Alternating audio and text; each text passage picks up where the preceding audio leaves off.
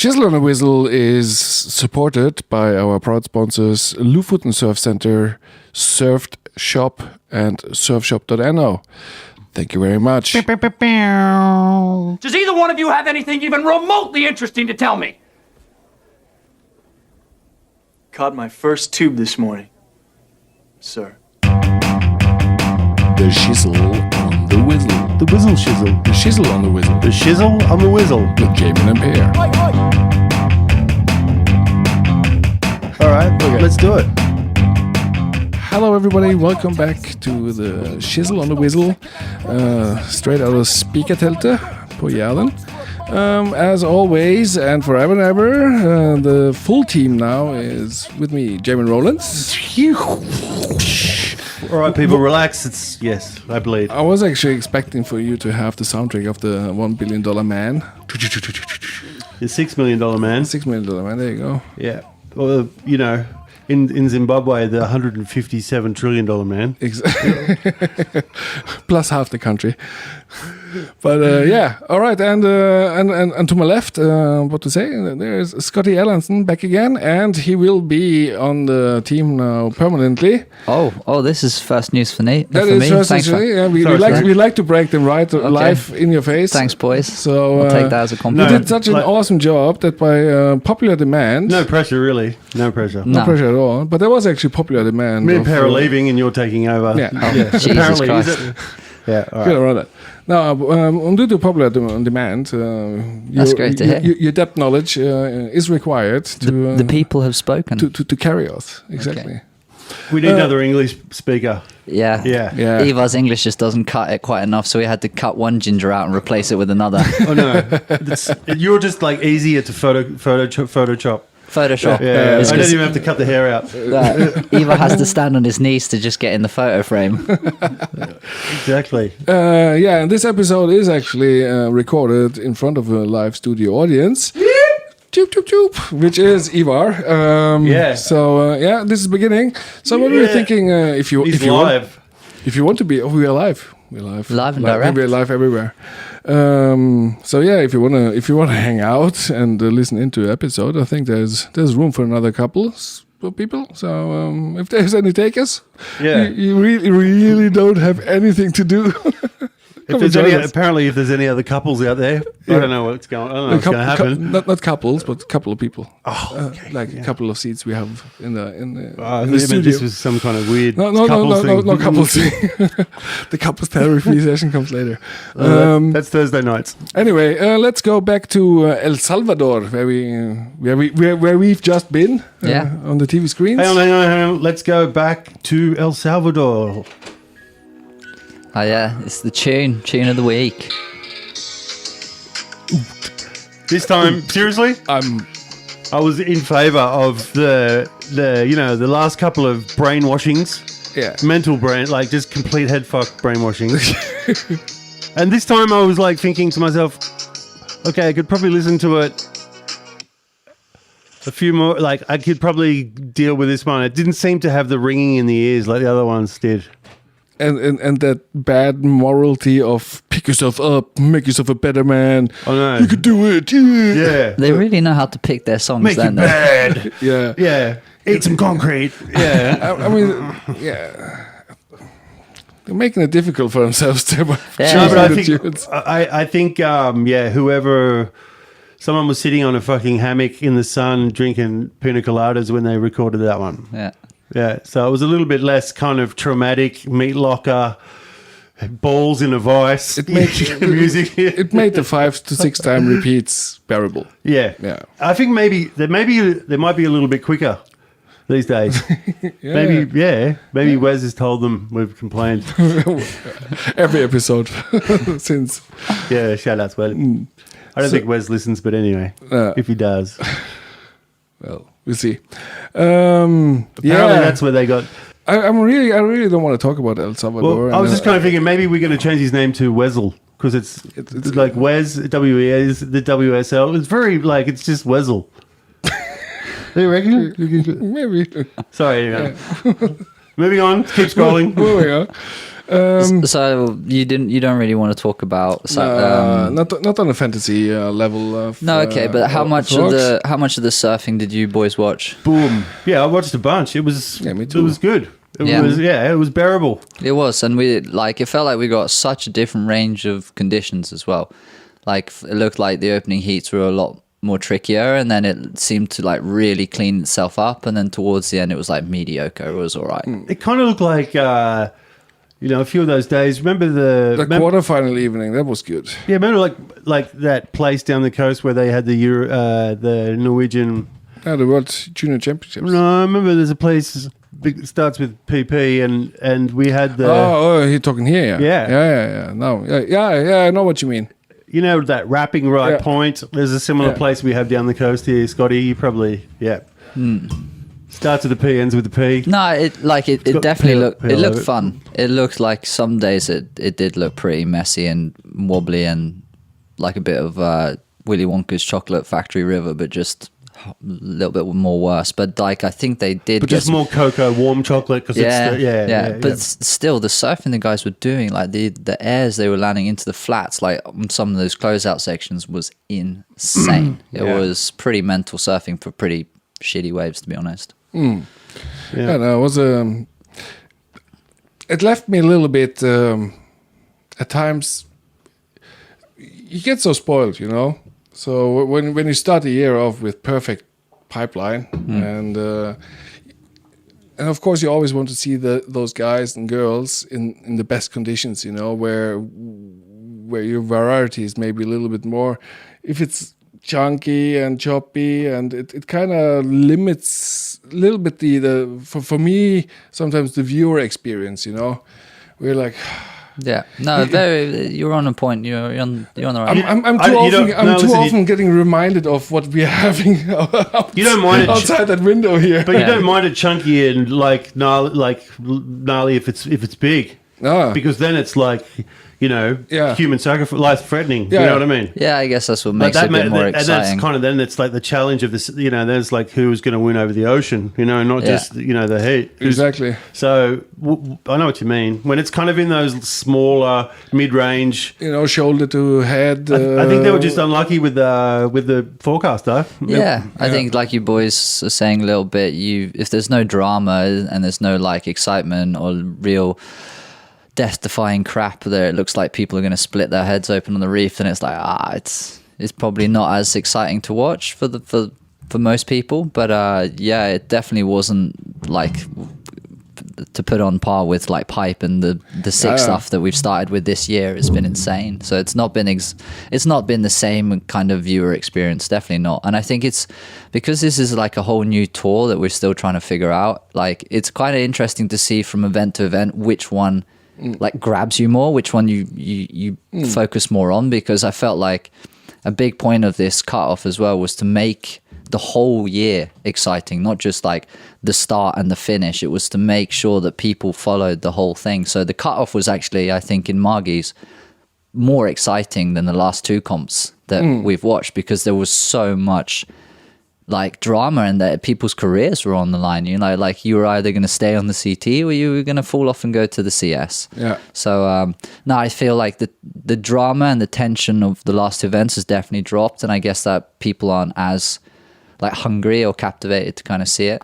So but like El Salvador, I don't know if that's going to be a permanent stop on the tour, or is it like more? I could be talking crap, but I think there was some talk of 2 or 3 year contract or something. Like they poured millions El Salvador into turning it into from a death country to a surf country. Yeah. The government's really invested, haven't they? Yeah. Local tourism. No, I think there's that they call it the Portuguese model, because Portugal did the really good working with making Portugal a surf destination. Yeah. They, especially what they did with Nazaré, where they actually went in, and funded very much of it and gave all the access, and really, I mean, it's a really smart move. You've got the world's biggest wave. Yeah. Yeah, exactly. Yeah.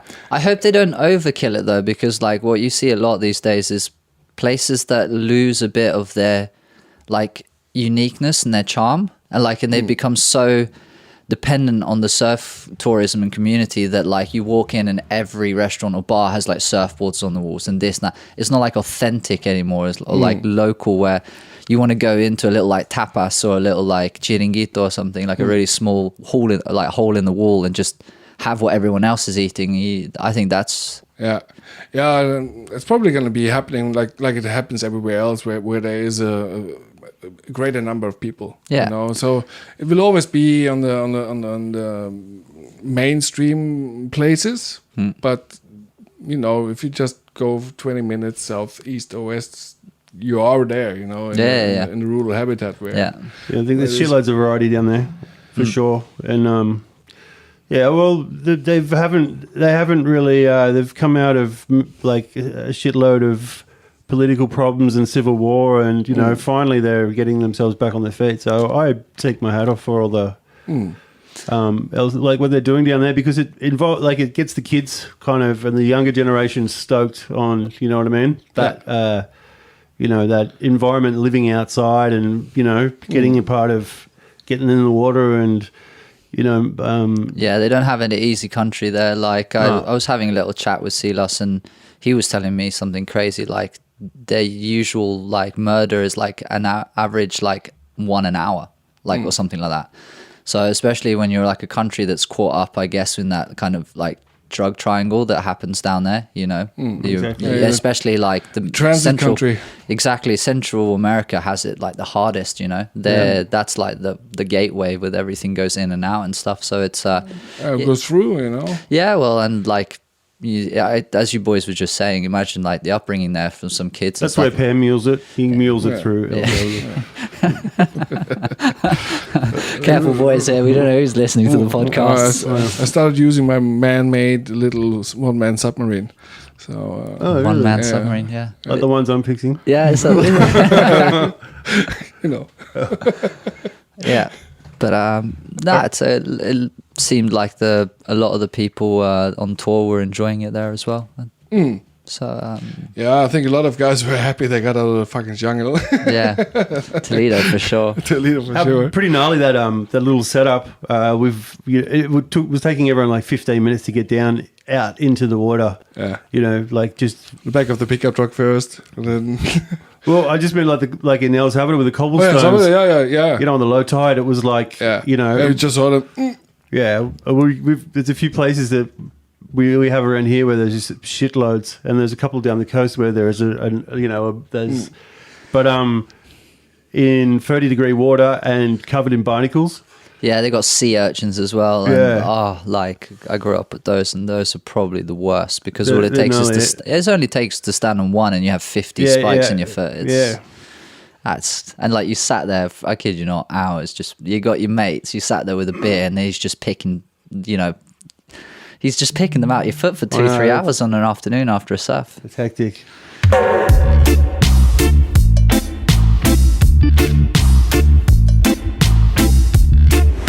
That's a surfboard, all right.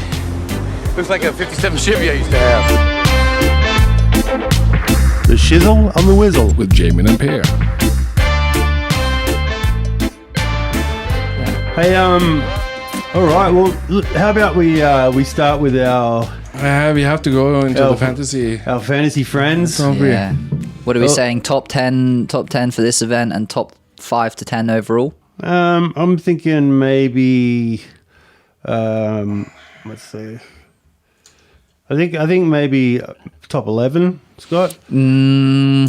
We should have actually done an Instagram poll for this to see if we should include number 11's name into this or not. I think we should do 10.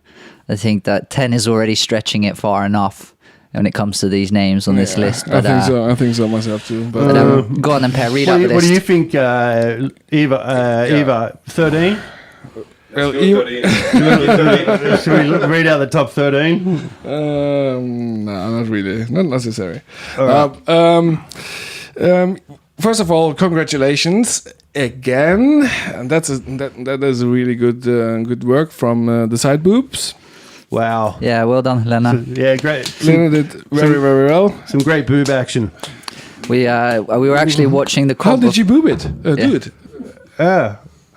Sideways. Sideways, exactly. I cans you not. I can't you not.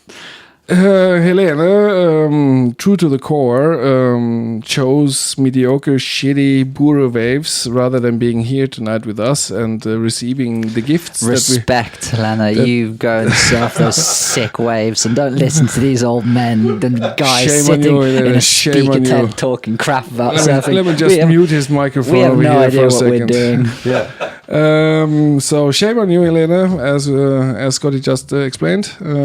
Bad done. But your gift will still wait here for you. We get you in Terms and agreements apply. Probably a third time if you keep on going like this. Anyway, enough of you who are not here. Go on then, take the list. We have Shannon on second. He's like, well, this was for El Salvador event, right? Ooh. He had the local knowledge. He did have the local He came knowledge. back from the spot and he knew who to pick. And it's unbelievable. Very well done, Shannon. Samuel. Yeah, the mule. Yeah, the mule. On third. Bendik doesn't get all that attention because I don't know who Bendik is. No, Send us your info on Insta. No, it's Ben Dick. Ben Dick Lur. Mom.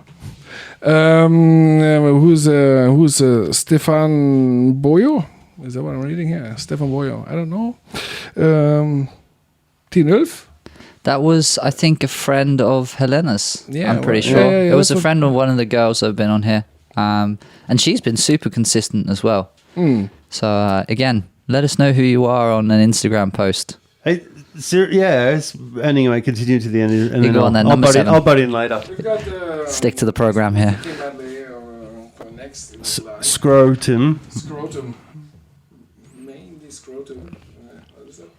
Anyway, coconut. Coconut still up here again. Who is coconut? It's Coco. Yeah, Captain Cook, right in his heels. Captain Cook. Captain Cook. Yeah, that's a little bit. Sorry, it's my bad pronunciation. Pronunciation, I was kind of My thinking. English It's from Captain German. Cook actually discovered Australia and Hawaii. I don't think he's referring to the 200 years of You know who English. discovered Australia? The people who were living there. Yeah, the indigenous they discovered people. it. They're like, look, that's where we're gonna live. Exactly. The party crashes. Yeah, the funny question. Yeah, We have one here, don't we, in the studio with us? we sure do. So Yeah. then And then let's move on. our Mentavi resident, Valentinos, Valentinos he number made 10. number 10. But just for shits and giggles, who is number 11? Yeah, all right, guys. Get out of here. I know. And then to my big sorrow. I bleed, believe me. I promise. Shut the door. Den er min. Er det sånn, ja, ribcurl, ja, tusen takk. Det trodde jeg glemte hjemme. Smooth. So, yeah, what the- Yeah. So anyway, There's a lost and found going on. Everything's going on. So- Yeah. I'm gonna put him. What happened to But, the Pavarotti for Elton? Did he answer to he the hasn't answered to the No, call. he hasn't social answered. pressure? I reckon. Sorry, guys, but there needs to be some kind of. If you don't claim your prize within a week, it goes to number 2 Oh, yeah. on the list. No. It goes into another fantastic idea of a competition we have, and then we shall use it. But you're jumping into another thing. First of all, number 13, lucky 13. I don't believe it. I can't believe it. Wow. It is Kim Jong Reva standing here claiming it hard. Oh no, the claim, no claim. Yeah, I don't have to claim anything because we don't have the time to flip through all the pages to find me. Yeah, I think I jinxed myself coming onto this podcast last time, so I'm not going to talk too much this time. I'm just here to listen, really. Yeah, we're on the same page, aren't we? No, I think you're on one page behind me, Per, actually. Seriously. I hope so. Scotty, Okay, keep you down there in the dirt, mate. Scotty, you had I checked your team, and you didn't you're on the like same you did. page. I checked your El Salvador team, and on the first round of surfing that mattered, you were already 3 guys down. Yeah, because Me too. was the day this kicked off and we started watching it, was Daniel's birthday. Helena's Are you boyfriend. going to blame Daniel? We're on the same page. It's him. It's all him. He's jinxed me. No, we ended up having a really nice evening down on the beach with the whole gang and having beers and stuff. And then I just next day was working in a bar. Just didn't even think about it. Yeah. Remember when we had beers and stuff? Yeah, well, Well, how long ago was that? just the old gang down on the beach. But gang. like on Yeah. many topics, Scotty, Go on then. we are on the same page. We are, but you're 56, and it doesn't. At the end I'm of the 49, day, motherfucker. no, not in here. You're But hey, 56. Scotty, can I just say, like, your women's team, the women really carried you through. And that's happened in Are you the going last to throw a two shout events. out to all the ladies out there? Yeah, go on, definitely. Yeah, all right. No, for sure. Like the girls, I've been pretty lucky with the girls draw for the last couple of events. I think that's what's actually helped keep my average pretty high. It was funny because a lot of people picked Carissa, and then she got knocked out Yeah, straight away. So that kind of I basically crashed and burned with Carissa. Yeah. But I was lucky enough to have Stephanie. Yeah, Steph. yeah, Steph. But as a little exercise, Yeah. we can go through my list. I'm pretty much the last on the list with number 56. And we can go through my team. And you guys tell me, there goes Ivar, Wow. what the fuck did I do wrong? Okay, this is Yeah. going to be fun. Let's So hear. maybe that's gonna be a new twist on it. And by that, we're also already talking about how... Is this a new part of the show called What Did Pay Do Wrong? What did I do wrong? It's going to be Exactly. coming We're here all here. night. Yeah. In this case. In this case. All right, so I picked Carissa, as everybody else did. Well, that's where you went wrong already. That's where I went wrong You did, already. yes. Yeah, but a lot of people went wrong there with me. Yeah. So I was all over you. I had Carissa yeah, and I did as my power surfer. as my power surfer as well. So and then in my tier B I had Lakey Peterson and Isabel Nichols, which I thought was a reasonable choice. I went the other way. I went Steph and Courtney. Okay, So, yeah, I lost Courtney. you went the other way. Oh. Oh, you go. Okay, so you had Lakey. She went all the way through to the finals. Then you had Isabella Nichols and Sally Fitzgibbons. I actually think Sally Fitzgibbons looked pretty good at the start. Yeah. She like, did. She Yeah. looked like she was got a rocket in her ass and she was ready to go. She but was throwing airs and everything. Yeah. I was stoked on. Can't Sal. Our Sal. Al's hell. Sal. Yeah. Love our Sal. Aussies love her. But yeah, veg- and she was really Vegemite on fire Sal. in the interview after the first heat there, and I was like, meh. Yeah, okay. Yeah. Caroline she just hooked a couple of good waves in her that heat and took Carissa out. Yeah. So in Tier C, the ultimate choice was Caroline Marks was the chosen one. The chosen one. Yeah. If you were drinking out of the Caroline Marks cup, you would have been saved. Yeah, and then let's do a little jump to the guys. So you had Sal in your last. I had Sal in my last Yeah. tier. And then the blokes, what do you have for the blokes? Yeah, I had Filippo as my power surfer. Okay. Good Yeah. choice. Yeah, Yeah. not a bad choice. Not a bad choice. No. I had Jacko. Yeah. Tier C, Jacko, or No, Jack Robinson. yeah, okay, Jack Robinson. Yeah. In TV, okay, I started with Well, that was the Jack Robbo was the upset in the first round. he So was the upset. in Tier A, he was probably the least chosen. That's why I chose him, and that's why I'm 56. No, I'm just saying. Yeah, no, that's Continue. true. Yeah, no, he was the upset. Yeah, and then in TB, I didn't have the time to change my team like you had as well. Yeah. So I had this. But excuses. I had the Pupo brothers. Yeah. So they got. Oh, did you eat the poo-poo? I ate the Pupo. Actually, I ate the Pupo because they canceled out on me.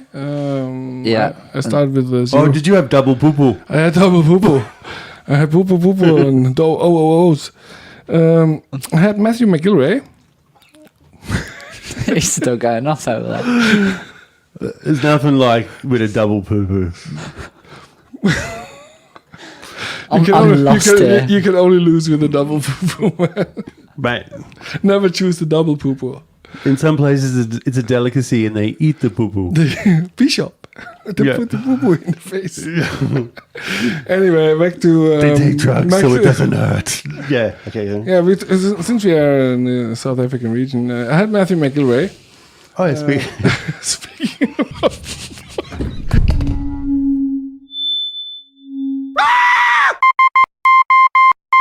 Recording. Oh no. Okay. I don't know where we get stuck now.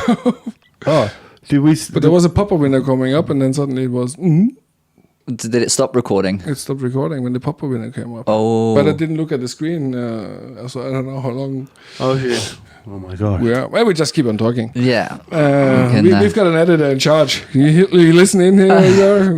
You're going to make that sound really good. Yeah, Eva. Just flawless. Yeah. So Join that together. yeah, and then TSC, I had Gabriel Medina and Yago Dora. Yeah. I was like, yeah, I got Yago Dora after the first round because he just landed that he's insane nine. backside. Yeah. Now, I was like, yeah, I've got him. He's gonna go and Gabe. Yeah. So But yeah, he stopped exploring about round 16, didn't he?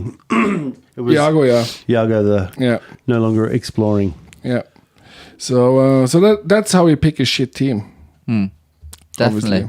Yeah, so everyone out there, just, if you need some advice how to pick a shit team, Pear's your man. So my strategy for Rio is to go in to pick a shit team. Yeah, get the worst fucking score possible. Yeah, that is my strategy this time. And hopefully I jinx myself and it becomes the biggest score I've ever had. You know what's funny? I was looking at Scotty's team, and when it got started, because I was looking at the overall scores, because I was thinking I need to beat Scotty to jump ahead of him. You know what I mean? Yeah.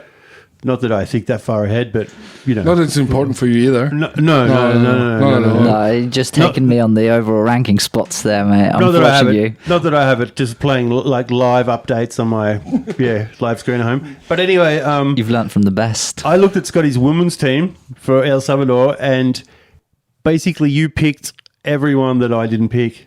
Really? And the only person that I actually had and you didn't have was Steph. Okay. Because I was just thinking to myself, when you sit down and pick a team, what actually... Because I completely appreciate your insight, and I kind of feel like there's obviously a reason why you've picked them, you know what I mean? And I have my reasons why, and Per also has his reasons, but I just kind of thought to myself, you know, we're at a point where everyone is so freaking good that... Like how I looked at your team and thought, you're fucked, mate. You're gone. Like seriously, I was thinking, are you serious? Like, why wouldn't you have picked Carissa? This is a no-brainer. Carissa's going to kill it. You know what I mean? Yeah. And she's If you check every single other one of the events, I've always picked either Carissa or Tyler as my tier A surfer, and that is just because of their consistency. But I don't know. And listen, and the only one I had was Steph, and you didn't have. But you know what? That was the only thing that I had actually changed in the women's from the original pick. Okay. And that was just before they started, because I thought to myself, nah, Isabella's going to fucking take it out, because she was looking so strong, because in the first round hit, she won. And she actually beat Steph and... was it Caroline Martin? I can't remember who she beat, but she was Joanne surfing Defay, really good. maybe. She had a really hard heat, that first heat, and I was just thinking to myself, wow, she looks really strong. Yeah. So I'm just kind of thinking to myself, it's really funny, because I was thinking, there's no way you're going to get flogged. Yeah. Well, And then come in midway through the contest, I looked at your women's team, and you had every single girl still going strong, and I was just thinking, like, you can't pick it. Everyone is so good. It's so hard to actually, you know. I had Courtney Conolog instead of Lakey. Yeah. And I wanted to pick Lakey, and I thought Lakey's the obvious pick, but I thought because of the amount of people, the percentage of people that had Lakey over Courtney. Yeah. Courtney was like 20% or something. And the thing is, she won You saw that 10 seconds to go. Who was sweating balls? Yeah. Were your balls sweaty? They were. Oh, they're always sweaty. What about your ginger balls? No balls. Were they slightly? I'm balls. quite fascinated as to how you boys know whether one has sweaty balls or not. Do you check? Well, in some cases you can smell it, mate. Okay, fair enough. Yeah. There's some real ball stank going on there. Then. No, but I mean, well, I just kind of think when the weather's warm and you got some nylon shorts. All right, okay. But you know what I'm saying? Like, I just thought to myself, Courtney's done it. I can't believe she started so strong. I'm so glad I picked her. And then 10 seconds to go, there was one wave set comes. Yeah. Lakey's in the right spot. And I'm just looking at this thing and she's just gone off the bottom. Boom, boom. There's 3 massive turns and a finish turn. And I'm just thinking, I can't believe she just got the score. Yeah. There was 10 seconds to go, like not even. She stood up with probably 9 seconds left, and they'd been sitting there for like 3.5 minutes, and there hadn't been anything. And I just thought to myself, why didn't they start the contest 10 seconds later in the morning?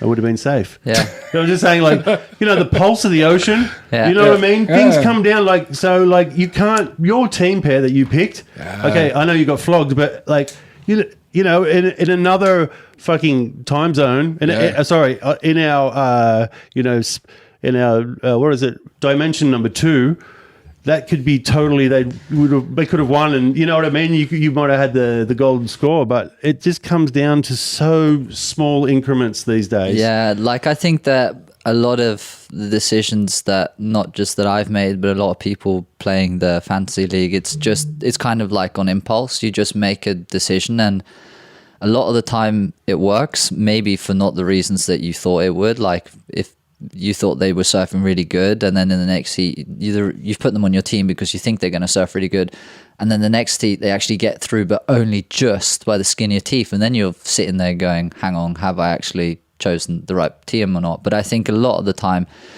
like a lot of it is luck as well. But there's obvious things you can do to increase your chances of, let's say, in instances with fantasy, to get as more points, and that is a lot of what you guys have talked about before, which is picking your power surfer, because that is a really, really good one to have. They don't actually necessarily need to win or get too far in the competition, but as long as they're scoring really high heat totals, because you can essentially have most of your team knocked out, but as long as you have your power surfer who's got high score heats and makes it very, like, quite a long way into the comp, that it's the same as having 2, almost 3 surfers still in the thing. And it's crazy because when you look through from the overall, the previous contest wins and these really high scores, like hats off to Helena Sideboobs, because she's nailed it twice with 2 really good scores. But I'm just thinking, like, the overall, the guys that actually on the top, like as far as like the world stats, for each event you'll get someone that'll throw a team in and they'll get the highest score in the world. Okay, yeah. Well, but then next week they're getting last because the teams they're picking are just left field teams. Yeah. You know what I mean? Well, she was able to pick, like, hats off to her, because she picked, like, technically both winners as her power surfers. But like, as an example, when I look at Griffin Colapinto with ×2. His total average is 100, less than Felipe's. Yeah, if you had Felipe Toledo as your power surfer, even though he came second, he would have still given you more points. Which I think to myself, there should be a little bit more. There should be a little instead of cherry it being 2, on top, like 2.3. No, there should be a cherry on top for the winner. Like, you know what I mean? I reckon like an extra 50 points or something, or just like just a second. Like 30 kronas off next petrol. 30 kronas off for your next petrol. Fill up at the Caltex. So I don't know. Fair enough. Yeah, like it's that's all part of the game, isn't it? Yeah. So it's crazy. Like so the guys I think to myself, statistically, the name of the game is the long haul. It's not about, like, of course I always want to try and tweak something. If I see a good opportunity, I'll go for it. But at the end of the day, it's more because it's a numbers game for me, going on the statistics and the previous form. Yeah. And that isn't always, sometimes that's the worst way, you know what I mean? Sometimes there's upsets, and obviously, You know what I mean? You can't go on that. You got to go out on a limb every now and again. So Yeah, absolutely. I was just going to say, hey, good pick on the girls' team, and when you first pick your team, you're sitting there going, oh my god, brain fart. What am I going to do? What am I going to do? Yeah. And then you flip the coin, and all of a sudden the contest is over, and you're looking back, and you remember what you were thinking at the time. I always try and use some of that next time. I'm actually, you know what I mean? Yeah, like definitely. And I think personally for me, the more involved or the more attachment you have to that place, like if you've been to that place where they're going to surf next on the tour, or you just prefer that wave a bit better or whatever, you're probably more inclined to want to watch it and follow it up much, much better. I know so little about El Salvador, and like it's not like watching Chopes or J-Bay or something that's super, super high performance, you know? So it doesn't like grab me the same interest, especially like, you know, as Per said in the last episode, you have things that you do in your day-to-day normal routines. You have a job, kids, and all this stuff as well. So it isn't actually that easy to follow this to the level that maybe you'd want to, because there is the day-to-day chores to do as well. But yeah, definitely when there's better like sick waves and you know it's good waves and it works out good time zone wise for you, then you're a bit more interested, you're a bit more invested into it. Yeah, For sure. Hey, anyway, let's we'll move on to the overall. Oh, we're going to do the overall now, okay. Yeah, we're going to do a quick... And that's a good point that you said there as well. It's not about how you do just in one event. It's on an average basis here, because you can do really, really well. Like Helena's won two events, but she's not like... She has now moved, because of the last event, really high up on the rankings. Yeah. But, you know, I see people that have won and they're still not in the top 10. You know what I mean? Yeah, exactly. So, I mean... But go on then, you read the list of the top 10 overall. How about we... do you want to read them, Power, or do you want me to read them? What are you going to say? How about we... I was going to start at the bottom and work my way up. Okay, do it. Go on then. It's like nibble at the toes. Valentino's toes. Oh. In 10th place. All the way from somewhere in Asia. Valentino, well done. 9th place, Silas. Tina Ulf, nice one, Tina. In 8th place. 7th place, the Seaside Master. I don't know if that's short for something, Master, something, I don't know. In 6th place, we have Side Boobs. Well done, Helena. Yep, amazing side boobs. 5th, Bendik. Yeah, Bendik. Nice job, Bendik. 5th place. Number 4, Coco Nut. The Coconut. Well done, Coconut. I like my coconuts. 3rd place. Falling 1 place this week. Falling into 3rd place. Smurfer 69. Take that personally. Is that when two Smurfs come together and... I think I have to think a little bit on this. It used to be like my gamer tag when I was like a teenage kid playing PS4 online and stuff, and I think I made it up from... There's an episode of, I think it's Family Guy, and they talk... It's like... Good choice. I like where this is going. Yeah, so it's Family Guy, and they're watching TV, and it's about the Smurfs, and the Smurfs come over and they're chatting to each other, and it's like... Oh, did you totally smurf with Smurfette last night? Dude, it was smurfing-tastic. So I just kind of used that part of Family Guy, and I've just kind of used that as my gamer tag, and then just chucked a little 69 on there to keep it kinky, you know? Yeah, nice. I was thinking maybe the yin yang. I did, yeah. And then I realized later there was like a sexual reference there for sure. Yeah, it's for sure. Yeah. Thanks. You can thank Family Guy for that one. Nice, Family Guy. Yeah. In 2nd place... Yeah, wow. That's me. Stingo ate my baby. Then I'm going to ask you, You like talking about yourself, don't you? I know. Where did you I'm looking in the mirror right now. Where did you get your name from? I stole it off a friend of mine.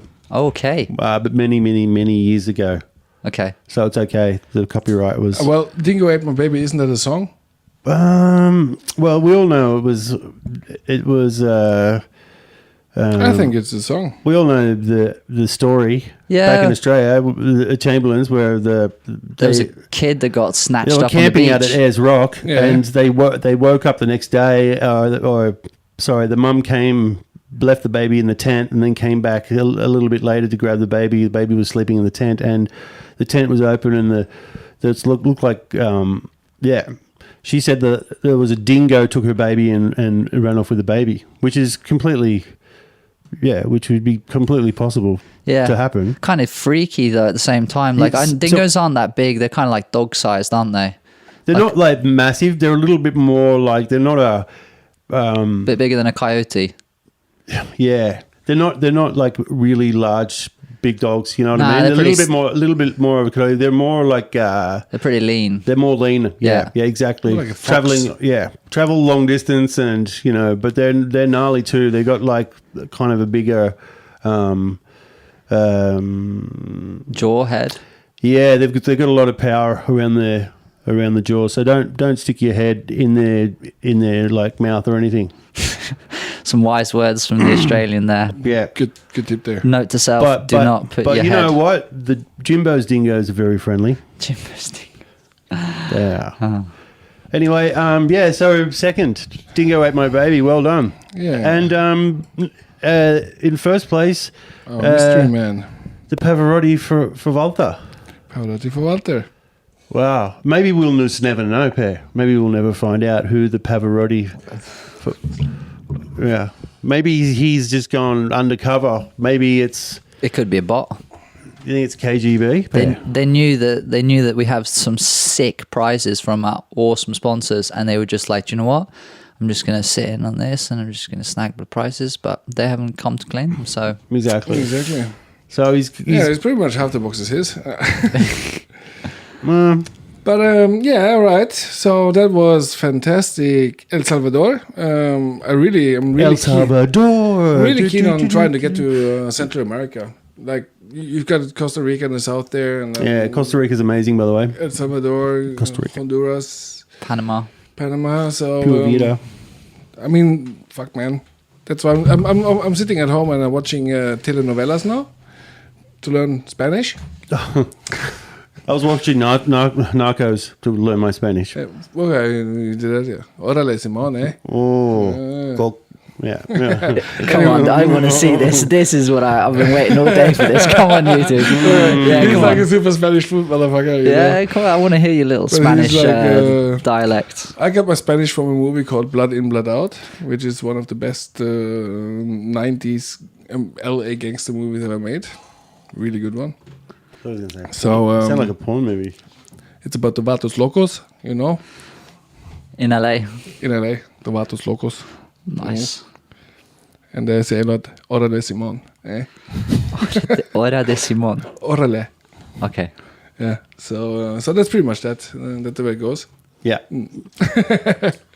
So but, anyway, that was enough about that. You know what? I think we're lagging a little bit because we've only just basically covered the fantasy. Yeah, we've covered the fantasy. We can jump through the guys. Let's look at the results for friggin' El Salvador's. Yeah, we can have a look at the semifinals or the quarters. Well, I was kind of just thinking, if we just go to the elimination round, I'd just like to look and see any upsets there. Who should have got through? Yeah, I can tell you who should get through. I've got a whole team that should have got through. TV. Fuckers. Yeah, but you know what? It was good to see the local guy, Brian Perez. He really surfed well for his. Yeah, he ripped, man. Sick. The Pink Panther. He looked sick. Yeah, not bad. Pink Panther. Shock defeat. Chloe, we lost him in elimination. That was a bit of a shocker. Yeah. Well, we all lost. We lost the two Pupos. The two Pupos ate it, or they ate the Pupos. The first round ate the Pupos, and Josh Burke actually had a couple of good waves too. He surfed well. From Barbados, the Bajan guy, but he was taken out by Italo. So yeah, there was I'd say Kaloe was probably the biggest upset in that round. But let's move on to the one at 16.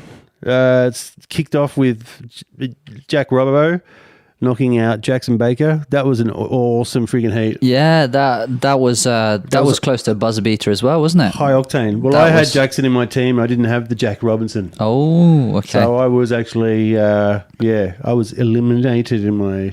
That was from my C team. We were talking on the phone while it happened. Yeah, we were. I remember that. I enjoyed.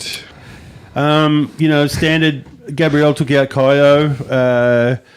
Kanoa did Jake. The Griff Geordie heat. I kind of felt like that was a little bit like the.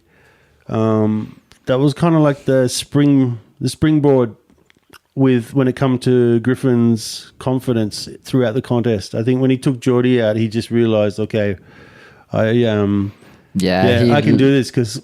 He just seemed to really up his game after that heat. Yeah, and I can't remember who I was talking to about this, so I think it was on the weekend when we were out surfing, but it looked like two in particularly, Griffin and Jack, like their free surfing is insane. Like just personally, I think that those two like alone are some of the top 10 best surfers, like free surfers as well in the world. But it feels like they've really started to figure out a rhythm and a bit of a technique into bringing that free surf element into their competitive surfing, because it feels like sometimes they're really, I wouldn't say withdrawn, but they hold back quite a lot. And definitely now with Griffin having his first ever CT win this year, and then Jack winning, and not just at home but back to back as well, it's definitely, they're definitely on some sort of like different formula or something. They look like they're on another level for sure. I think the judges too are kind of like it's a fresh look. Yeah. You know what I mean? Like it's so gnarly how it comes down to those tiny little increments. Filippo surfed amazing throughout the whole contest. Italo surfs really good, on the edge. Ethan was freaking amazing as well. But it was just, you're only scored on the two best waves, right? Yeah. So I think sometimes when you see Italo, for example, who catches 50 waves in a heat, he can go out there and he can score friggin' 5 or 6, like 7s or 8s, right? But if it's a 9 that he needs to win, and someone goes out there and catches 2 waves and gets a, like a 7 and a 9, you know what I'm saying? And then Italo needs an 8 to win, but he's like surfed a bunch of 7s, and as far as your eyes are telling you and what you're watching, you're going, this guy is on fire. Even though he's just falling short, you're stimulated by his surfing to the point where you're thinking, yeah, he's surfing better than the other guy. But when it comes down to the judging, you know what I mean? Yeah. You only judge it on 2 waves. And so if you go out there and catch freaking, like go out there and do a massive big alley-oop on 1 wave, and then, you know what I'm saying? It's not like getting 5 or 6 massive hits. It's pretty much the reverse story of the frog that you boil in the water. Either you just throw it in and it just boof, or you can slowly boil it to death by heating the water up. And if you have 50 waves and they're all, you're always in the air, you always do that, it's very hard to see when you turn it up enough to make it to the next excellent level, Yeah. Rather than, as you say, you've got 30 minutes, you surf 4 waves, and 2 of them are bow waves, where that happens.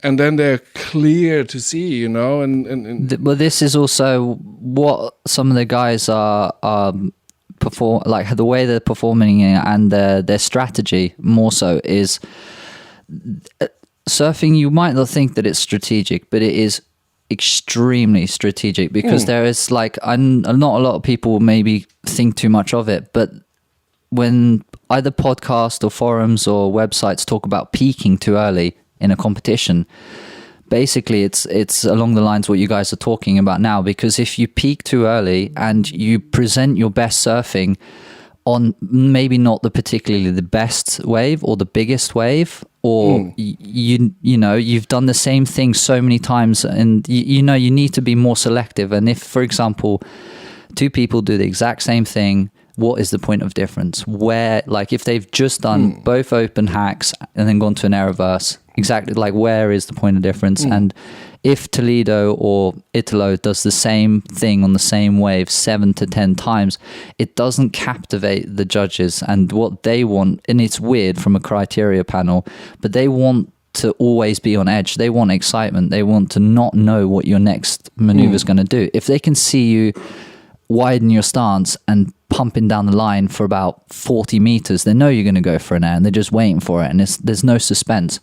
But if you can link up 3 to 4 major maneuvers without all the downtime between the transitions, then that's when you have Felipe Toledo, who does a big freaking air, just turns around, hacks it right in, and goes into another air right away. Yeah, it's a combination, isn't it, that we're after? We want the combination. And, like, seriously, I mean, these guys can all do airs. You know, like most of these guys, all these guys that surf on you know, the top group, they can all do airs, even if you don't see them doing airs every day. We saw Matty McGilwray pulling out airs in his first. Remember that? Yeah, and he was like, that was so sick. Yeah, Rosie was going, oh wow, I've never, you know, or I think it was Shannon Hughes was saying, oh, I've never seen him like actually do aerials before, and it's like going, what? They can all do aerials. Yeah, but yeah, it's if there's a certain, the judges expect if you give them the same thing, they'll expect more. You know what I mean? Yeah. And like you say, you know, through the contest, if you give them your best,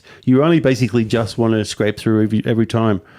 So then you can maybe put something like new and fresh in the final, or save your alley oops or your big airs or whatever. Like most of Italo, to when you need it the most. Most of Toledo and Italo's airs are like, fuck, they're so sick. They're so insane, but because they've done them so many times and they can do them so consistently, it doesn't, you know, it kind of desensitizes you. You don't feel the same way about it. Well, look at Medina. He does the sickest freaking airs in the world as well, but he has a different strategy game plan. You know? He's super strategic. He just doesn't throw them around. I think with Italo, especially this year, he's like not really himself, like 100%, and he's trying to overcompensate. You can see how tense he gets, you know, in the end of the heat, where he's like, okay, as you said, he's chasing an 8, you know. Yeah, those 50 Red Bulls finally kicked in. Yeah. No, it doesn't seem like he's been on point this year. He doesn't look like he's relaxed or like actually having really fun, or like he used to have, you know. Yeah, I thought that the mid-year cup might help, and you know, to bring him back down to earth, or what, like not maybe back down to earth, but to bring him back to the success that he's had in his past. Yeah, I think he's kind of looked like he's stopped having fun. Yeah, and that's why I kind of feel like it looks to me his results are waning with the amount of joy and fun that he has. When you look at like Griff, for example, at the moment, looks like he's having the most fun ever. But we should come back and talk about that, because there are some funny pictures that it would be nice to just touch on as well. But why don't we skip quickly over from, where were we? We were like the round of 16s. We just quickly jump over. Well, you know what? I was just going to say, for wrapping up round of 16s, the only person that wasn't a favourite to get through was Cullum, who beat Barron Mamiya. He was the only one that wasn't the seeded surfer. So, but I'm thinking, should we jump more to like the semis, because I think that's where it gets a little bit more interesting. Because did you guys see the Medina and Griffin heat? Yeah. Who do you think won that heat? I think I felt Griffin got scored a bit high. Slightly. I felt a little bit the same as well. But again, it's really, really interesting to see what the judges are thinking. Like, because the 4.8 at the end, that was because Medina had, I think, remember right, Medina had the heat until pretty much the last 2 minutes, and he needed a 4.77 or it was so tight, something small, and he just got like that. He got a 4.8, I think. Yeah, I think he was like literally there on the buzzer. But no, like, because those are the two most controversial heats that have come out of this El Salvador event, and that is Heat 1 in the semi-finals, which was Gabriel Medina and Griffin, and then obviously the final itself is a big talk, because it was, and this is what's happening a lot in the heats. Well, I just feel like is that it's so goddamn close. Like it's on the wire. It could either go one way or the other, and it had to actually restart the finals. Yeah. So I know what you're saying, mate. How gnarly is that to go? You know, we're looking at the scores in the semis were all so close. Yeah. And then you've got, and then moving over to the friggin' finals, and at one point, and you know, like, what was it? 65, I think they both had. Yeah, and, it's last time, and Toledo was winning because he had the highest wave score. Well, Toledo dropped that his 9.57 was the first wave. That was his first wave that he came busting out the gates, and as soon as he dropped that, I was like, okay, Griffin's got his back against the wall. The 9, I think, was pretty much what I expected. I was expecting a little bit lower, but then the 8, his last wave, I think that he definitely deserved the score, because I felt like his last air reverse on that wave was really like tweaked. It was really nice. He really threw some like it was quite inverted as well. But I thought that, again, it was more or less around the score. I wouldn't have been surprised if it was less. But I would have kind of given him the score, but that it was that much over, I was a bit like, okay, wow. Yeah. Do you feel like if there's, same with like Lakey's, even though Lakey was like 10 seconds to go, you know how she took it. But I just kind of feel to myself, in the clutch moments, if you're chasing a score, you never want to, of course, leave it into the judge's hands if it's close. Yeah. But I just kind of feel for, like, lately, just for the build-up and the, you know, it's almost like they lean towards if there's 10 seconds to go, you need to score, and it comes to close, they almost want to give it to you for the fact that you actually managed to get the wave in that short amount of time. Do you know what I mean? Like, I always kind of feel like it's juiced a little bit. Yeah. And I kind of feel like maybe that's like just the idea that you pull it out clutch. It tells a better story. Yeah. It's kind of like this close moments that the WSL are trying to build up. They're trying to just like create this, everything's coming down like to, you know, like, all Felipe's and Griffith's heats are also, there's a half a point last time he won in Portugal. Yeah. Half a point in the finals. And now it's come down to a point again and he's missed out. Like, it's like sliding door moments. What's interesting as well is if you see the actual, because there's 5 judges on the panel, and you can see who gives the score and who doesn't give the score, because obviously you drop the highest, you drop the lowest, and then you average it out of the last 3. And a lot of the time, like, it's literally 2 have said yes, 2 have said no, and it's like on the final decider. So it's quite interesting, because I feel like Bobby Martinez would love to chat about this all day, but there's not really any big repercussions for judges. I feel like that there's a lot online for the surfers, but I feel like that judging should also be taken to that level now, where, you know, if you're blatantly, you know, because in some heats I've seen almost a 2.5 points difference between 2 judges, and that's a lot. Yeah, but that's they should do the same about politicians too. You guys fucked up. The economy's shit. You guys are going to jail. Oh no, human sacrifice. Yeah, sorry, human sacrifice. Yeah, I see when it comes to figures like that, when there's 2.5 points difference. That's a lot. But I also appreciate because, you know, your favorite color is green, my favorite color is blue, your favorite color is red. And at the point we're looking at is, well, what are we seeing now? You know, what is the combination of colors? The rainbow. Gay pride. But that gives you also, if all the judges are within half a point, then it feels like a robotic thing for me. There's no, because they have to see the difference, if there's more style in it, it looks more relaxed, if it's more, you know, and that's where that touch comes in, you know. Such an objective sport. It's weird, isn't it? It is, but that's subjective, pretty much actually. Sorry. Everywhere where you have a judge, you know, it is what it is.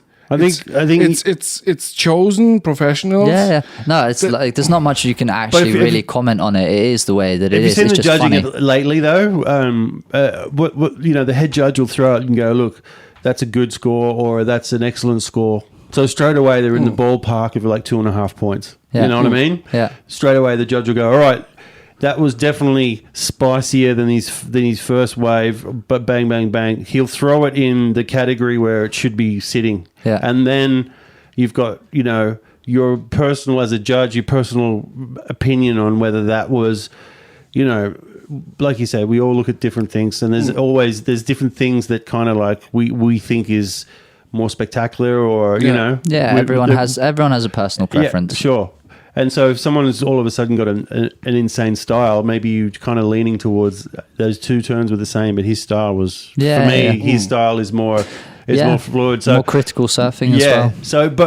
So what you're kind of getting in, like, I kind of feel they should be allowed to throw out a little bit more of a wider spread, only because, like you're saying, Peter, if there's only half a point in the difference, it's almost like it's a robotical. It's good to see that the judges have they're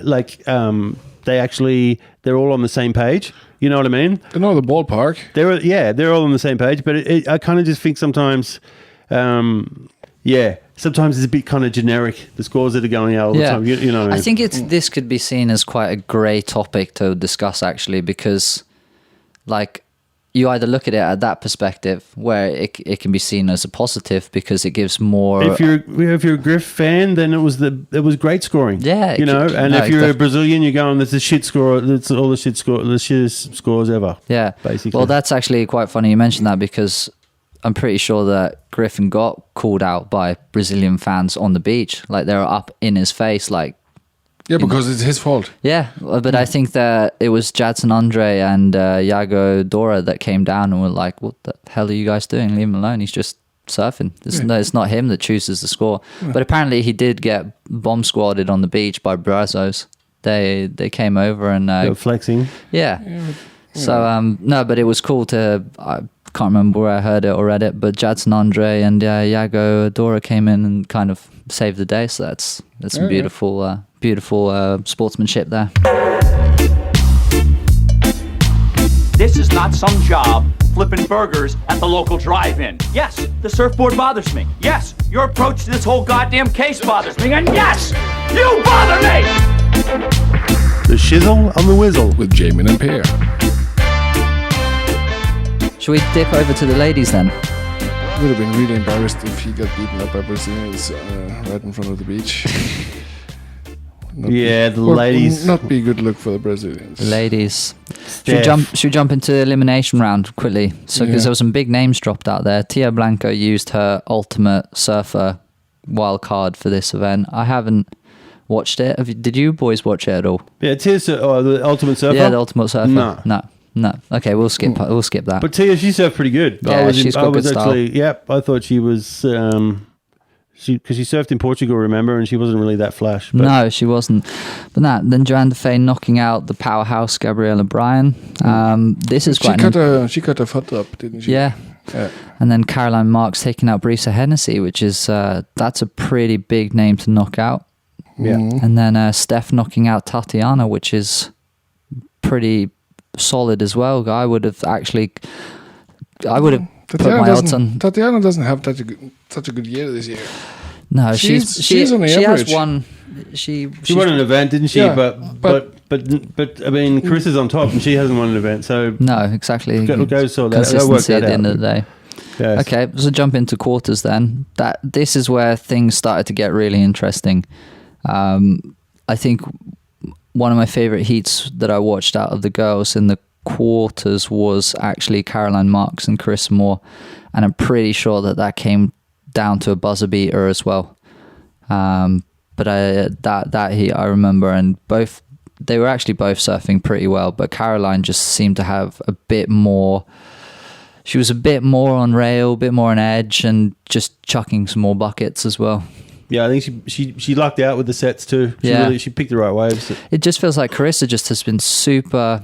She's obviously consistent because she's top, but it just doesn't feel like she's had what 3 final appearances, and it's very uncharacteristic of her to not be winning actually. Yeah. And I think that she really needs to give some Carissa more. Yeah, it doesn't look like she's happy with how her situation is going. Carissa more. How about giving a bit more, Carissa? Bit more. But yeah, it was. She wasn't really herself. No. Move on, Scotty. So did you?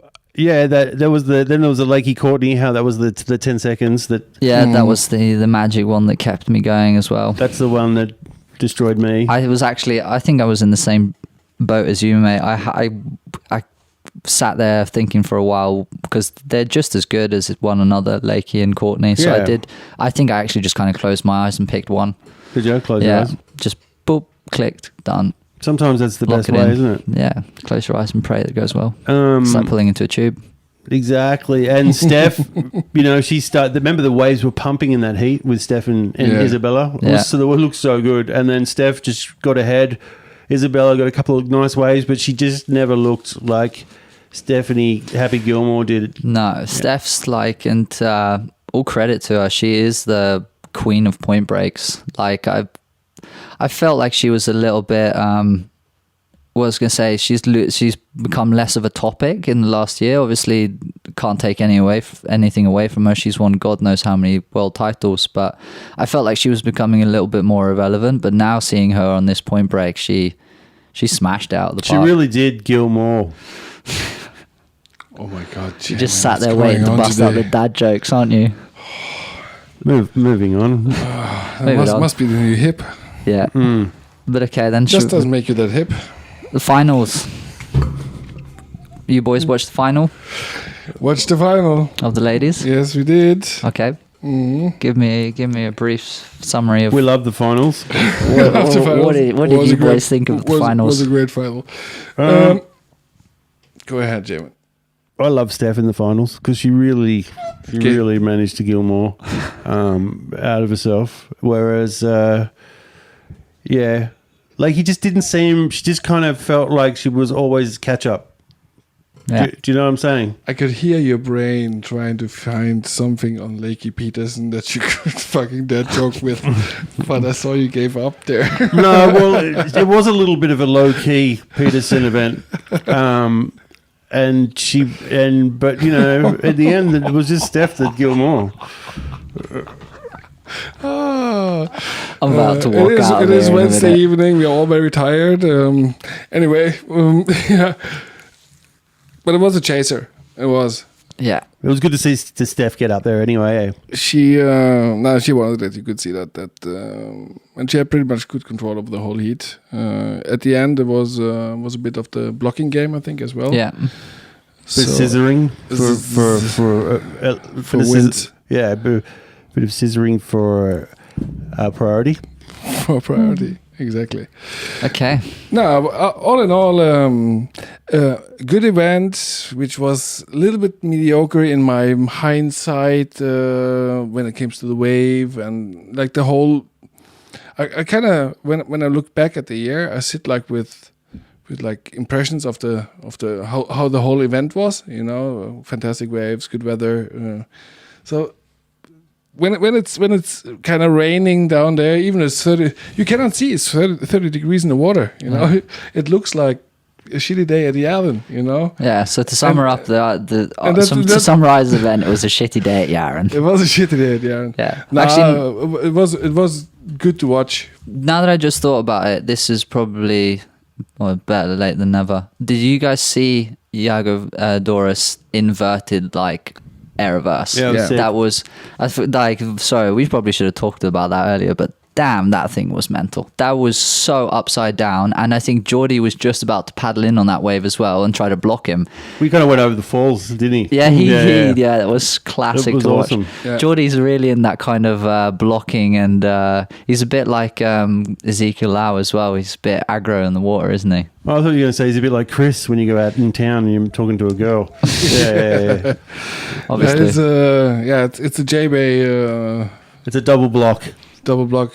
It's a double penetration blocking. It's the white chocolate with the white sharks. Yep. Nice. Melting. Okay. Yeah, but that what Jagador did was insane. That was so sick. So sick to watch. Highlight. I said how about a highlight and a low light? Let's throw it out there, and then we can put El Salvador to bed. Scotty, starting with you. Highlight will definitely have to be Iago's era. Like to see that the boys can actually do that stuff and chuck that into the event. Yeah, that's insane. I think low light was, I think, seeing Caroline Marks get knocked out by Stephanie. That stung a bit. I wanted Caroline to go all the way. So I'm just going to put that as a low mark. It's not the worst thing in the world. Low mark for you, but good for me because I had Steph. Yeah, that's exactly why. So actually, that'll be like one of my. Yeah, I think my highlight was seeing Steph win.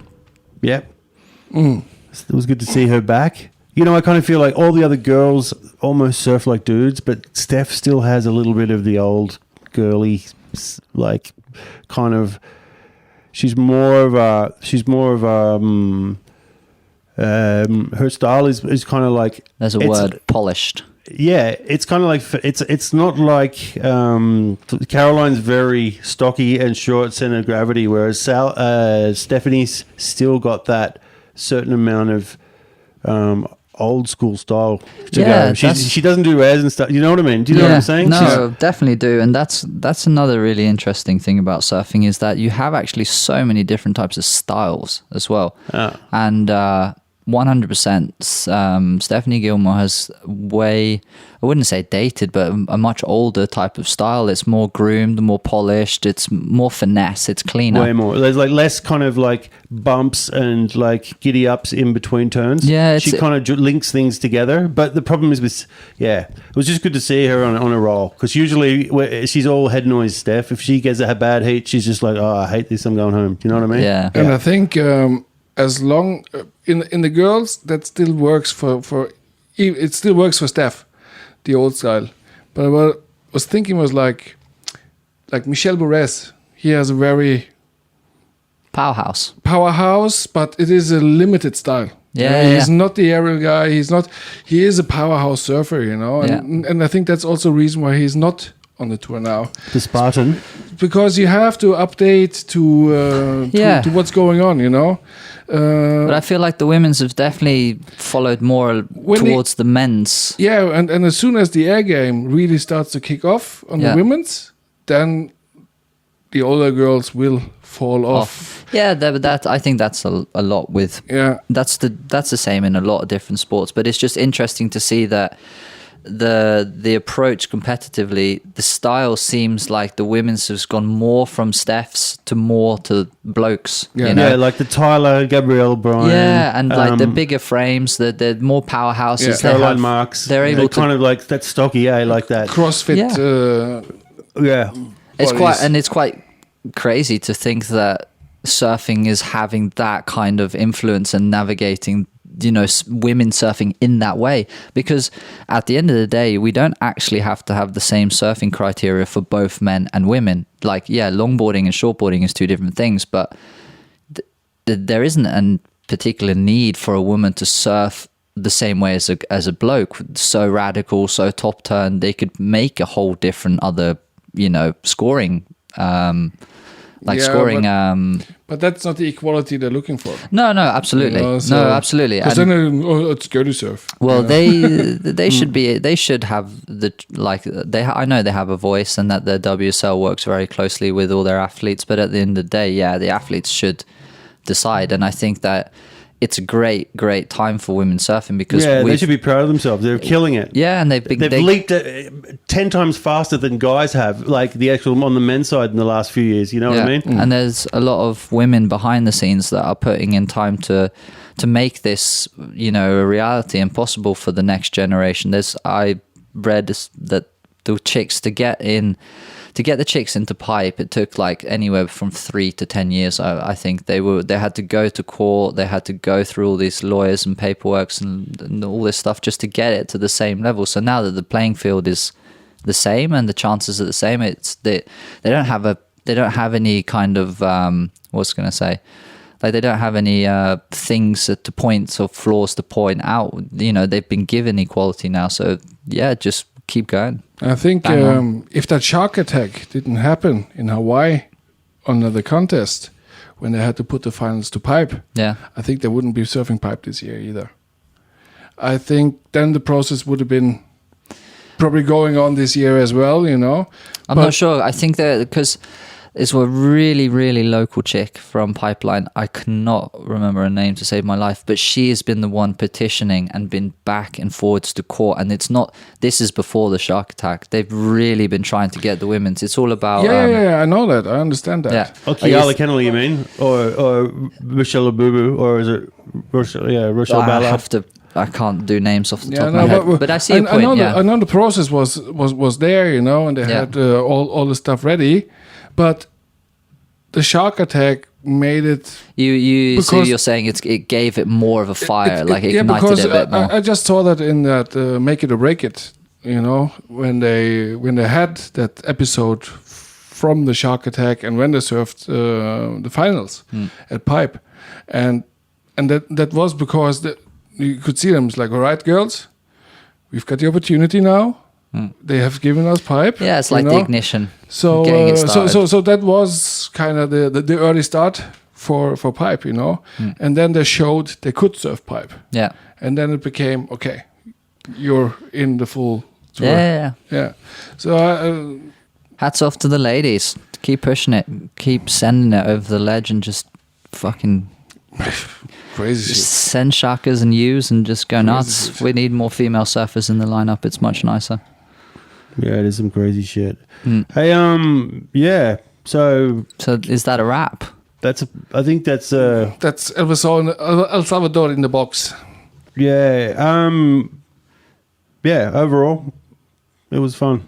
Yeah. Yeah. It is. It's now down to the Portuguese-speaking country of Brazil. Yeah. Oi Yeah. Rio. So it'd be interesting.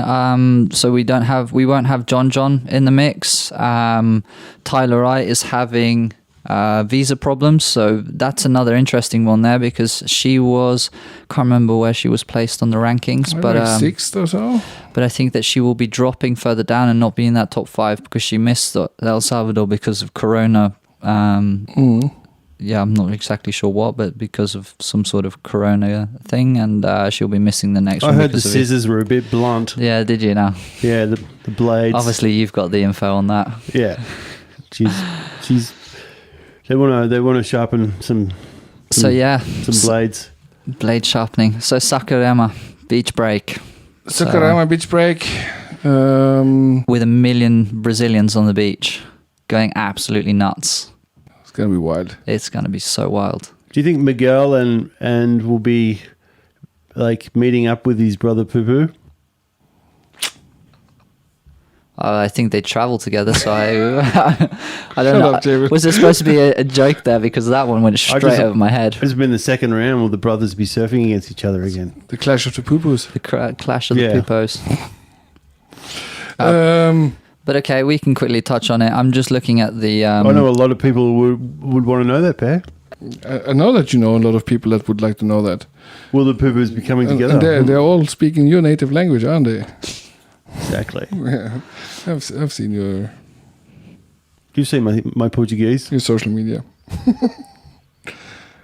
Okay. Yeah. Anyway, Oi. we're gonna throw out some. It looked like. Did you have a little forecast? Yeah, I got the forecast in sniff? front of me. What was the sniff on the forecast? Thursday looks like it's likely to run. Friday looks like it looks like it's going to start tomorrow. It looks like it's going to run on Friday, possibly in the morning on Saturday, and it looks like it's probably going to be off on Sunday and then possibly on a Monday. And the swell it's not looking big. It's not looking super favorable. Like as an example, let's just say that here on Surfline they're saying rippable south swell with favorable conditions was on Thursday. Fun size south swell eases with favorable conditions on Friday. Rebuilding swell makes conditions best early. Possible run in the morning. That's Saturday, and then Sunday is looking like strong surf but really onshore winds. So it's probably off, and then south swell with lighter onshore winds for Monday. So it's looking like they're going to get a bit of everything. Yeah. Typical beach break scenario. Yeah. Remember last year it was that pumping right-hander? Yeah. Was it 2 years ago? I remember it was like Wade Carmichael. Remember he was on the finals with Felipe Toledo. Wasn't that last year? No, I think it was a couple of years ago. Was it? Yeah, remember there was the COVID. Last Pre-COVID. Yeah. Then it was. It was pre-COV. 20 or 19. Yeah. I think it was 19. It's the last time they were there. But the waves were actually, it was so pumping. And, yeah. Yeah, I can give you... it was 2019. Yeah. I can give you a quick first round setups. And then also talk really shortly about the wildcards, because that's going to get your choosings going again. Since we are in Brazil, Heat 1, Italo, Matthew... Who's going to win? Well, Italo, Matthew McGillray, and Joe Chianca. So there's a wild card that is interesting to figure out what to do with. Yeah. Heat 2 is Griffin Colapinto, Jake Marshall, and Mikael Rodriguez. Pinners? You reckon Pinners or Rodriguez is actually surfing really good? Rodriguez is a very good surfer. Yeah. Heat 3 is Jack Robson, Samuel Pupo, and Mateos Herdy. He was another amazing surfer, Yeah. Mateus Herdy. Oh, Yeah. he's out of this world. Like, his air game is ridiculous. Like, I think he's one of the most consistent air landers, like, in the game. Yeah, we saw him last year 2 years ago in Mexico. As well, yes. Yeah. So please continue. Yeah. Upcoming round. Heat 4, Felipe, Nat Young, and Miguel Tudela. Miguel is another good name to have in that list. So it's gonna be a headbreaker. They're all firecrackers, aren't they? All these heats. Yeah, there's like the opening rounds are always awesome, and like I like 3-man heats because it adds a bit more. It's a bit more action. Yeah, More dynamic to the surfer, yeah. More wave intensifies it. surfed. There's more surfing and less kind of thinking about the chess game. Strategicness, yeah. Less chess. But more surf. there is still a little bit of chess involved as well. But I think that you really like the first opening round is great because you see who's on point, who's not on point, who's feeling the nerves, who isn't, and who's just fucking killing it. Yeah. Yeah, we go Heat 5, Kanoa Igarashi. I wish he wasn't Tier B, Kanoa Igarashi. I would pick him all the time. But he kind of never makes it past quarter, like to the semifinals maybe, you know? He's like, where is he? He's in the ranking. Isn't he like 4th or something? Yeah, because he always is up there, you know? No, he's dropped. Yeah, He's fifth. Yeah. Chloe Andino and Iago Dora. That's another good... That's another good heat. Yeah, those 3 boys rip. That's going to be a sick one. Ethan Ewing in Heat 6 against Conor O'Leary and Gabriel Medina. Any one of those could win. Any one of those guys could win. Yep. I'll challenge that. I think that's a no-brainer. That's Medina, mate. That's a Medina show, that is. Yeah. Heat 7. Ethan Ewing. Calvin Robson, Jordy Smith, and Jackson Baker. That's... Jordy's losing that one. Yeah, sorry to say so. No, but like that's just isn't that where was it? Margie's? Where was it? Jordy tried to grab an interference by running into Jackson Baker, and he dodged him. Exactly. And he came coming up, and he was having a go at the judges. He was like, "Who's in my way?" The Carnival Strongman. The Carnival Strongman. Sponsored by VB. And that's so good. And Heat 8 is Mikael Pupo, Kyrie Belly, and Jetson Andre. It's a full Brazo house. It's a full... it's a full... Brazilian Storm. There's a full Zilla Storm there. Yeah. So that's going to be an interesting start in the round 1 there. Okay, what about the chicks? What about the ladies? Do that really quick. The opening round is in Heat 1, Brisa Hennessy, Lakey Peterson, and Gabriella Bryan. Holy moly.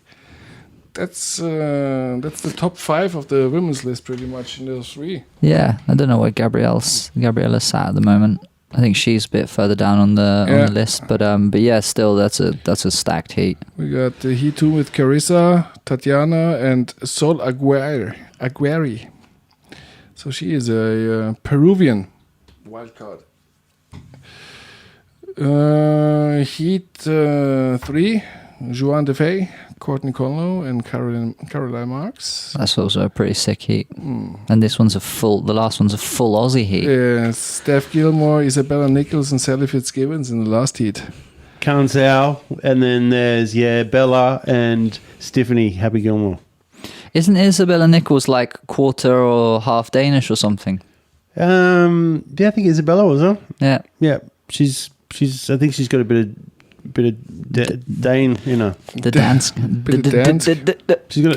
She's had a few Tuborgs. Yeah. Two All right. balls. So this is the wrap up for Costa Rica and the preview to Oi Rio Pro, which Costa Rica, El Salvador. El Salvador. Okay, then we'll quickly before we cut out. Then who are you boys picking for men and women's winners? Go on, just a quick one. Don't overthink it. Chuck a name. Yeah, I'm Toledo. Okay, Toledo for the boys. Who's for the girls? Sally. Okay, Sally's coming in hot. What are you saying, Jim? I kind of think I reckon I'm boring. I'll go Joanne DeFay for the women's, and I'll say for the men's Gabriel Medina. Okay. Yeah. That's actually a good pick, actually. Yeah. Well, like if Medina wants anything to do with the top 5 at the end of the year, this is like he has to perform in this contest. But there's so many Brazilians in there, and they're all crazy doing good chop hops to save their lives. Okay. Do you know what? I'm gonna go out on a limb here and chuck out Zhao Tianka. I think that it would be so sick to see him win because he was super unfortunate coming up with super high heats like John in every heat, and in any of his heats he would have won, but because he was against John, it just didn't get through. I think that might, Yeah, so him, I'd like to see him win for the blokes. That'd be super, super sick. And for the girls, I don't know.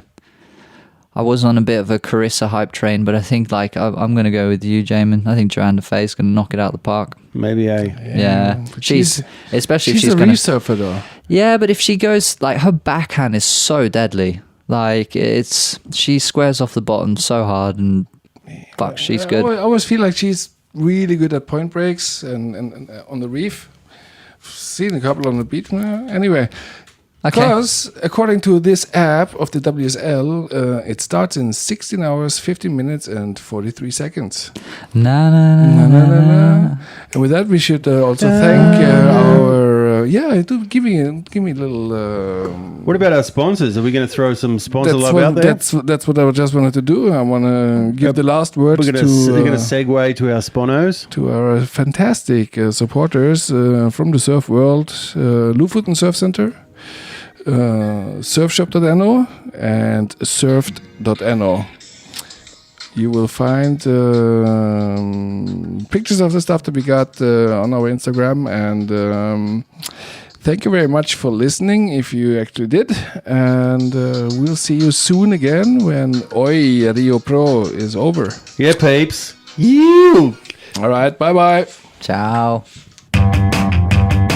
The Shizzle on the Wizzle. The Wizzle Shizzle. The Shizzle on the Wizzle. The Shizzle on the Wizzle. With Jaymin and Pear.